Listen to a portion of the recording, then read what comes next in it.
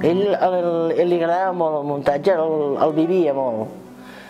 I a mi havia treballat, res, feia d'ajudanta, però bueno, és igual, m'ho explicava.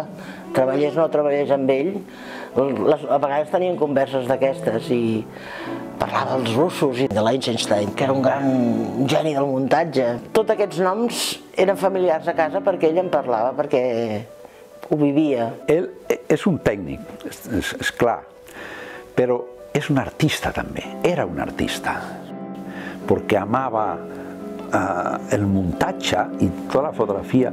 Es veu que ell, quan posava l'ull a la càmera, posava l'ànima, era un creador, un artista.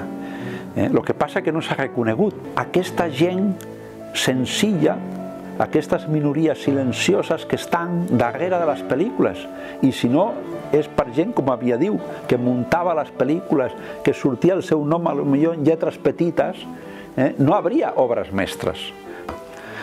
Clar, ell era un artista, però en un treball humil, que era fer de tècnic, fer el muntatge, l'ordenació dels plans, que aquests plans, l'ordenació és el que dona el sentit a la pel·lícula, sota la direcció d'un director.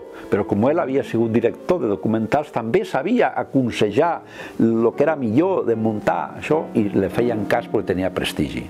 Inclús li va demanar col·laboració un home contrari al règim de Franco, com era Llorenç Llobet Gràcia, de Sabadell, i el va muntar Vida en sombres, de l'any 47, que és una de les grans pel·lícules que ha passat a la història com les 10 millors pel·lícules de cinema espanyol. El muntatge és de Ramon Biadiu.